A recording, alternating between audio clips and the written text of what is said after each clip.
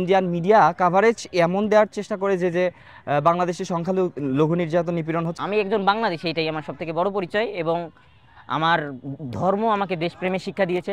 5 তারিখ পরবর্তীতে তারা হাসিনার পতনকে নিজেদের হার হিসেবে দেখেছে। ভারত বাংলাদেশকে নিয়ে বিভিন্ন সাম্প্রদায়িক প্রোপাগান্ডা ছড়াচ্ছেন। তারা বলছেন বাংলাদেশে সনাতনীরা নিরাপদে নেই। ভারত বাংলাদেশের এই পরিস্থিতি নিয়ে বিশ্ববিদ্যালয়ে পড়ুয়া সনাতনী শিক্ষার্থীরা কি বলছেন, চলুন জেনে আসি। সনাতনী হিসেবে বলতে গেলে আমি বাংলাদেশের নাগরিক হিসেবে মনে করি যে আমি 5ই আগস্টের পরে অনেক বেশি নিরাপত্তায় আছি আর কি। আর যেটা হচ্ছে সাম্প্রদায়িক ইস্যু বলতেছে, সেটা হচ্ছে সনাতনীদের উপর যে হামলাগুলা, এটা আসলে পলিটিক্যাল। কারণ বাংলাদেশে আমি যখন দেখি যে বাংলাদেশের বেশিরভাগ হিন্দু তারা হচ্ছে আওয়ামী লীগ কিংবা লীগের সাথে জড়িত। তো এটা আমি দেখছি। তো এখন বেশিরভাগ হিন্দু যেহেতু লীগের সাথে জড়িত, তাহলে লীগের নেতাও, হিন্দুদের নেতারা বেশিরভাগই লীগের সাথে জড়িত। তো এখন ওই হিসেবে পলিটিক্যালি তারা হামলার শিকার হয়। একজন বাংলাদেশি হিসেবে আমি একটা কথাই বলতে চাই যে ভারত যে তাদের প্রতিবেশী রাষ্ট্রগুলোর প্রতি যে একটা আধিপত্য বিস্তার করে আসছিল, সেটার সর্বশেষ প্ল্যাটফর্ম হচ্ছে বাংলাদেশ, যেটার উপর থেকে ভারতের আগ্রাসন আমরা বাংলাদেশের সাধারণ মানুষ উৎখাত করছে বলেই ভারতের এত বাংলাদেশ নিয়ে এত টানাপোড়েন বলে আমি মনে করি। আমি এ দেশের একজন হিন্দু হয়ে আমি নিজেই বলছি এবং আমি আমাদের কমিউনিটির পক্ষ থেকেই বলছি, আমাদের দেশের অভ্যন্তরীণ বিষয়গুলোতে আমি বলবো, ভারতকে আমি অনুরোধ করব এবং আহ্বান জানাবো যেন অভ্যন্তরীণ বিষয়গুলোতে যেন হস্তক্ষেপ না করে। শুধুমাত্র এই সংখ্যালঘু এই টার্ম কার্ডটা খেলে ভারত তাদের নিজেদের রাজনৈতিক যে এজেন্ডা সেটা বাস্তবায়ন করে আসছিল গত 16 বছর এবং চাচ্ছে সেটা এখনও যেন বজায় থাকে। আমি একজন বাংলাদেশী, এটাই আমার সবথেকে বড় পরিচয় এবং আমার ধর্ম আমাকে দেশপ্রেমের শিক্ষা দিয়েছে। সুতরাং এই বিষয়ে আমি মনে করি না যে কোনো প্রশ্ন থাকতে পারে যে ভারত কিংবা অন্য যে কোনো দেশের সাথে যদি যুদ্ধ হয় বা অন্য কোনো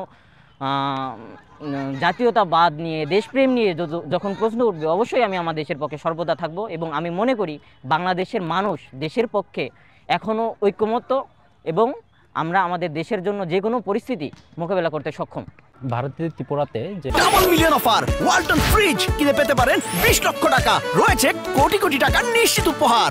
বাংলাদেশের যে দূতাবাসে হামলা হলো এবং বাংলাদেশের পতাকা অবমাননা করা হলো এবং একটি দেশের পতাকাকে এইভাবে যে পুড়িয়ে ফেলার মতো যে ঘৃণ্য কাজ করা হলো, সেইটা আমি বাংলাদেশের নাগরিক হিসেবে এবং সনাতন ধর্মাবলম্বী হিসেবে, আমি সনাতন ধর্ম বলে হলো সর্বপ্রথম আমি বাংলাদেশের নাগরিক। তো আমি এই জিনিসটাকে তীব্র নিন্দা জানাচ্ছি এবং আমি এর প্রতিবাদ জানাচ্ছি। আমি আশা করেছিলাম যে ভারত সরকার এর যথোপযুক্ত ব্যবস্থা গ্রহণ করবেন, কিন্তু আমরা তার কোনো নজির দেখতে পাইনি। বাংলাদেশের স্বাধীনতা, সার্বভৌম কতটা এখানে অক্ষুণ্ণ ছিল সেটা আমি প্রশ্ন রেখে গেলাম। সেই সাথে ভারত যেখানে তাদের সর্বস্ব সুবিধা যে তারা এখান থেকে নিয়েছিল, সেটা 5 তারিখ পরবর্তীতে আমরা সবাই এই বিষয়গুলোতে আমরা সন্দেহ করেছিলাম, কিন্তু 5 তারিখ পরবর্তীতে এই বিষয়গুলো আমাদের কাছে স্পষ্ট হয়ে গেছে এবং 5 তারিখ পরবর্তীতে তারা হাসিনার পতনকে নিজেদের হার হিসেবে দেখেছে, নিজেদের পরাজয় হিসেবে দেখেছে।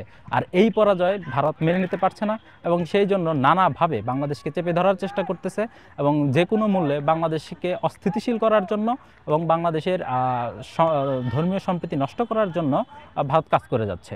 এবং তারই প্রেক্ষাপটে আমি বলতে চাই যে বাংলাদেশে যে ধর্মীয় ইস্যু এবং ধর্মীয় বিদ্বেষ এবং উপার বাংলা থেকে এগুলোকে উস্কে দেওয়া, বিষিয়ে দেওয়া, সব কিছু আমি মনে করি তারই ধারাবাহিকতা। এখন 5 আগস্টের পর আর 5 আগস্টের পূর্ববর্তীকালীন যে সময়টা, সেই সময়ের মধ্যে যদি আমরা উল্লেখযোগ্য কিছু পরিবর্তন দেখি, সেটা হচ্ছে যে এর আগে উগ্র হিন্দুত্ববাদী যারা ছিলেন তাদের মধ্যে দেখা যাচ্ছে যে তারা বেশ প্রপারলি ওয়েতেই চলতে পারছেন, কিন্তু তারপরে পারতেছেন না। ইন্ডিয়ান মিডিয়া কাভারেজ এমন দেওয়ার চেষ্টা করে যে বাংলাদেশে সংখ্যালঘু নির্যাতন নিপীড়ন হচ্ছে, তাহলে সেটাকে কখনোই আমরা গ্রহণযোগ্য বলতে পারি না। এটা কোনো গ্রহণযোগ্যতা রাখে না। তারা যেটা কাজগুলো করছে ইদানিংকালে, মিথ্যা প্রোপাগান্ডা থেকে শুরু করে বিভিন্ন ধরনের যে অপপ্রচার বাংলাদেশের এই হিন্দু ইস্যু নিয়ে, এটা চলছে। আসলে 2টা ঘটনা ঘটলে তারা 20টা কিংবা তার অধিক মিডিয়া কাভারেজ করে তাদের আকারে প্রকাশ করছে।